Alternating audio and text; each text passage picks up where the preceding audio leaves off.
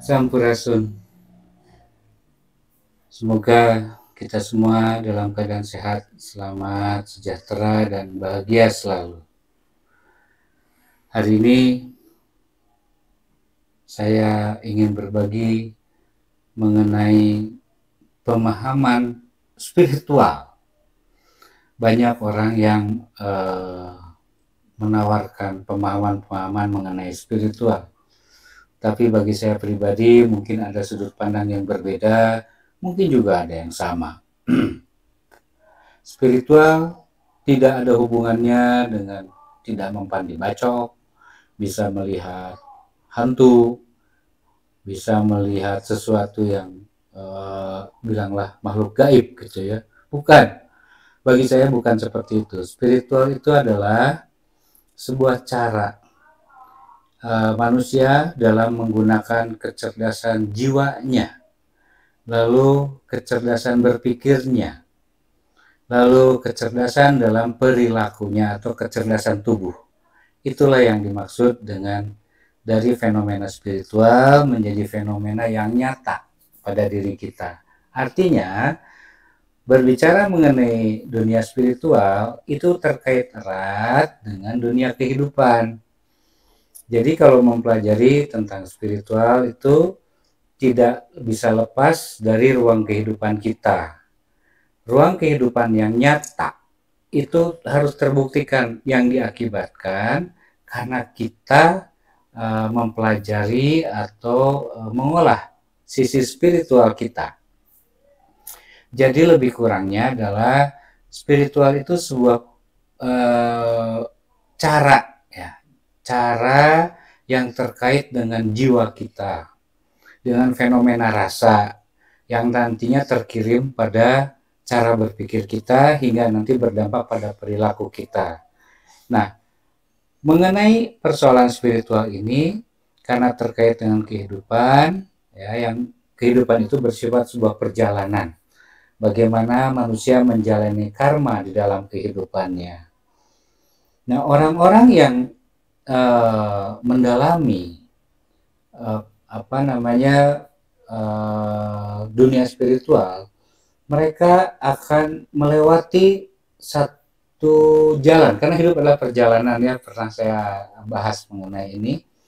Hidup adalah perjalanan, di mana perjalanan itu ada naik, ada turun, melewati hutan, bilanglah begitu perumpamannya, melewati jalan yang mulus, jalan yang hancur, jalan yang renyuh, ancur-ancuran, dan seterusnya. Nah, bagi mereka yang mendalami dunia spiritual, perjalanan hidup itu bukan menjadi mudah, tetap saja susah, hanya mereka lebih cerdik. Jadi ketika jalannya hancur, misalnya yang harus ditempuh tetap jalan itu. Dalam hidup itu tidak bisa ada jalan lain selain jalan itu. Nah, ketika mereka harus melewati jalan yang hancur, mereka tahu kapan memilih, kapan mengurangi kecepatannya. Kemana mereka harus bergerak? Apakah menghajar lubang yang sangat dalam itu, atau dia akan cari jalan lewat pinggirannya, mungkin ada tidak terlalu dalam gitu. Atau ketika melewati jalan yang bergelombang, mereka tidak akan digas terus. Atau ketika mereka mengalami fenomena perjalanan yang bilanglah samar-samar atau gelap atau bilanglah dalam masalah, mereka akan sangat hati-hati dalam berjalan, menyusuri jalan hidupnya itu.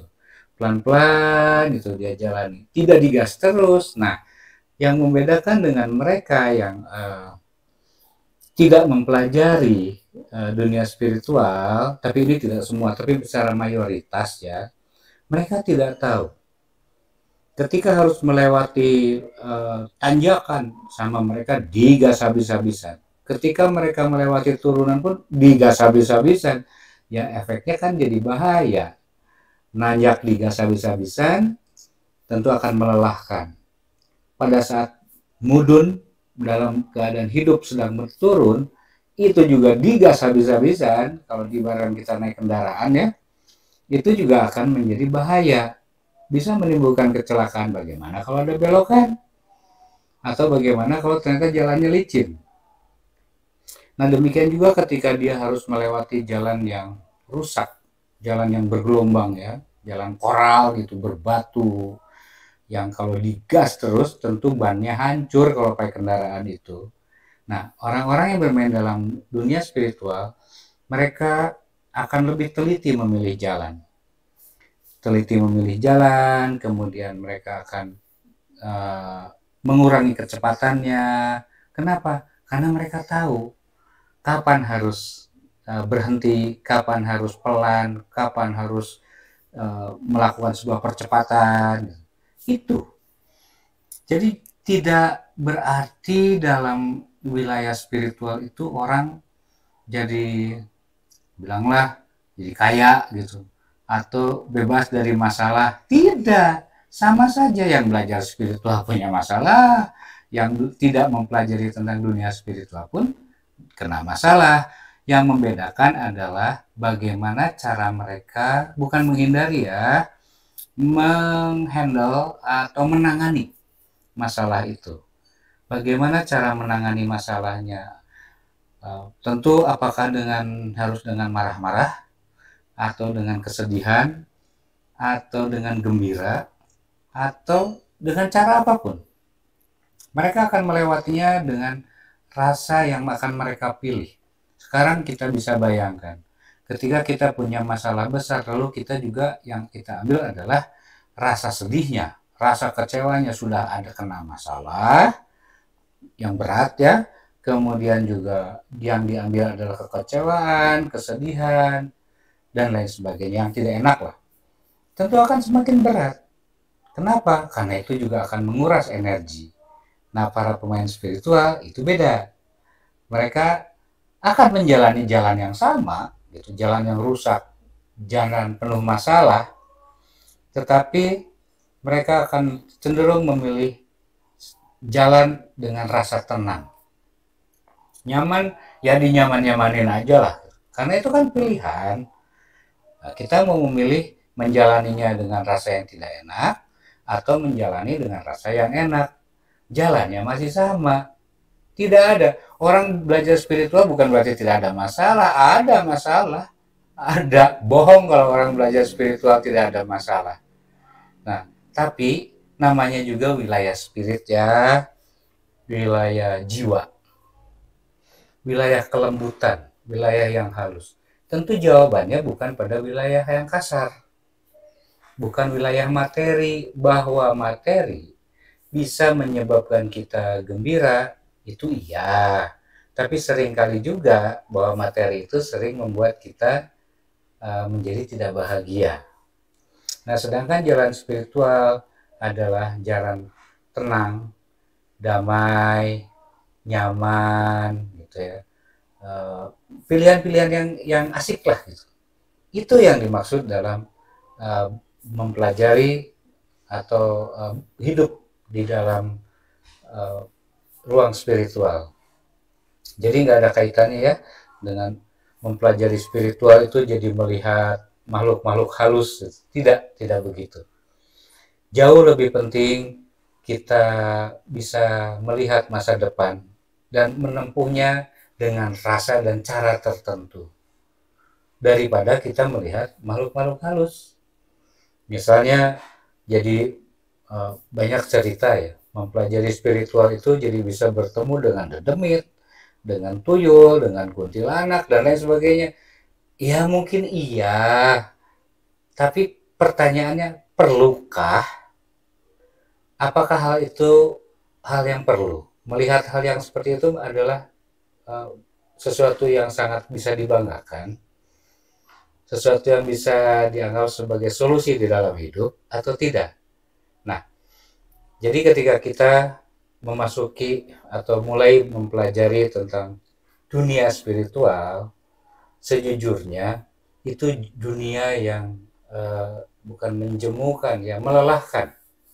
Sementara waktu melelahkan, apalagi untuk yang memulainya. Tapi juga bisa dianggap ini jalan yang apa ya tepatnya ya, bukan menjemukan, tapi jalan yang perlu terus menerus sehingga kita merasa bosan. Nah, jalan yang membosankan, betul, sangat membosankan. Tapi kalau dilatih, ya namanya juga pilihan. Ketika kita terus melatih ya, mengenai spiritual ini, lama-lama kita akan memahami bahwa ternyata jiwa kita itu sedang ditempa. Kenapa harus ditempa? Karena jiwa kita itu harus tumbuh, harus menjadi dewasa, harus menjadi tangguh. Kenapa? Karena tugas kita dilahirkan ke muka bumi itu justru untuk memberikan pengalaman kepada jiwa kita, kepada spirit kita. Memberikan pengalaman mengenai berbagai rasa. Bukan yang enak saja. Kalau yang enak udahlah, nggak usah diomongin. Tapi yang tidak enak inilah yang akan menjadi penempa bagi jiwa kita. Sehingga dia seharusnya, kalau cerdas, seharusnya dia akan tumbuh. Dia akan merasakan, oh saya mendapatkan pengalaman rasa tidak enak, bilanglah sedih. Nah, kita kan sudah punya ya rasa sedih. Saya yakin Anda semua sudah punya berbagai rasa. Anda itu sudah punya. Jadi dalam diri Anda, diri kita, itu ada, bilanglah puluhan, ratusan rasa atau ribuan rasa di dalam diri kita itu. Anggaplah itu menjadi sebuah perpustakaan. Perpustakaan rasa di dalam diri kita. Tapi apa kelakuan kita coba dalam keseharian? Seringkali perpustakaan rasa bukan perpustakaan rasa. Kamus-kamus rasa yang ada di dalam diri kita, yang diambilnya itu yang tidak enak terus. Yang tidak enak lagi, misalnya sedih, kecewa, marah, putus asa, pokoknya yang tidak enak. Seringkali yang kita ambil itu yang itu lagi, padahal kamus rasa pada diri kita itu sudah sangat banyak. Nah, pilihannya adalah mau mengambil yang mana. Saran saya, ambillah yang menyenangkan, setidaknya yang menenangkan. Ambil yang nyaman. Kenapa kita harus ambil lagi yang tidak enak lagi? Ya itu akhirnya pilihan. Jangan-jangan Anda atau kita itu, manusia itu seringkali mencoba untuk mengasihani dirinya sendiri. Padahal jiwa kita tidak membutuhkan itu. Jiwa kita membutuhkan pengalaman rasa, hingga terbentuklah sebuah kamus rasa di dalam dia, pada diri dia, diri jiwa itu. Kamus rasa yang sangat kaya, dengan skala yang sangat besar, dan pengalaman rasa ini menjadi bekal untuk di kehidupan di masa yang akan datang. Bayangkan saat kita hidup di masa yang akan datang, karena pengalaman rasanya sudah sangat bagus, sudah sangat sempurna, dengan ketangguhan jiwanya, dengan keluasan jiwanya, maka masalah-masalah besar di masa yang akan datang itu akan sangat mudah ditangani di kehidupan kita yang akan datang. Tapi kehidupan yang akan datang tergantung dari kehidupan kita di saat ini. Jika saat ini kita mau menerima pengalaman rasa itu dari berbagai arah masalah kehidupan, kita tertempa dengan kehidupan itu, maka kamus rasa dalam diri kita itu sudah sangat luar biasa. Demikian juga dalam kehidupan saat ini. Jadi nanti dululah untuk kehidupan di masa yang akan datang ya, kan belum terjadi juga. Saat ini saja, coba kita renungi lagi. Berapa banyak rasa yang pernah kita catatkan, tanda petik, yang pernah kita kumpulkan, yang pernah kita rasakan secara nyata, tidak melalui orang lain, tapi langsung dari pengalaman hidup kita. Coba diingat lagi. Saya yakin sangat banyak. Ketika kita mendapatkan masalah di hari ini, sebetulnya kita pernah mendapatkan masalah yang jauh lebih besar. Coba kita ingat-ingat lagi. Ternyata kita pernah melewatinya di masa lalu ya, di kehidupan sekarang, tapi di waktu-waktu yang lalu kita tuh pernah mengalami sebuah keadaan yang sangat genting. Dan kita mampu melewatinya. Nah, di saat sekarang pun sama. Mungkin ke depan akan ada masalah itu. Yang entah lebih besar dari yang sebelumnya, atau tidak ada apa-apanya ternyata dibandingkan dengan kejadian di masa lalu. Yang masa lalu kita sudah bisa lewati.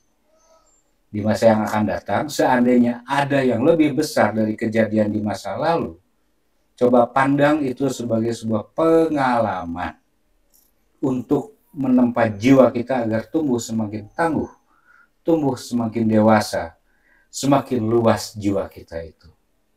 Nah, dengan demikian, apa yang selama ini kita jalani sebetulnya hanya dorongan-dorongan dari hasrat, dari diri kita sendiri. Kenapa? Karena tubuh kita itu kan hanya sebuah rumah, hanya sebuah kendaraan bagi jiwa. Tugas tubuh kita adalah mengantarkan jiwa kita untuk mengalami fenomena rasa dengan berbagai kejadian dalam ruang kehidupan nyata, dalam ruang kehidupan fisik. Supirnya ini, pikiran. Supirnya ngaco, ya arahnya ngaco, akhirnya rasanya pun jadi salah. Kira-kira seperti itu bisa dipahami nggak? Semoga sih bisa dipahami ya. Kenapa? Karena kalau ini terpahami, bukan jadi enak sih, bukan. Tapi jauh lebih nyaman saat menjalani fenomena kehidupan melalui jalan spiritual. Jalan spiritual itu makanya seringkali dikatakan sebagai sebuah jalan pengalaman, bukan jalan teori. Ada yang orang yang mengalami rasa yang indah sekali, sangat indah. Itu bisa menangis. Pun orang yang ketika mengalami rasa tidak enak, itu pun menangis. Tapi tangisannya menjadi berbeda. Tangisan bahagia dan tangisan kesedihan itu beda. Tapi menangis merupakan sebuah tanda. Jadi keluarnya air mata itu hanya sebuah penanda bahwa jiwa sedang mengalami sesuatu. Entah itu kegembiraan, entah itu kesedihan. Nah, kembali kepada fenomena munculnya atau berkembangnya pemahaman-pemahaman mengenai dunia spiritual saat ini, kalau saya ingin mengajak Anda semua untuk mempelajari spiritual itu dalam rangka bagaimana mengelola hidup. Karena tidak ada yang lebih nyata pada diri kita selain kehidupan itu sendiri.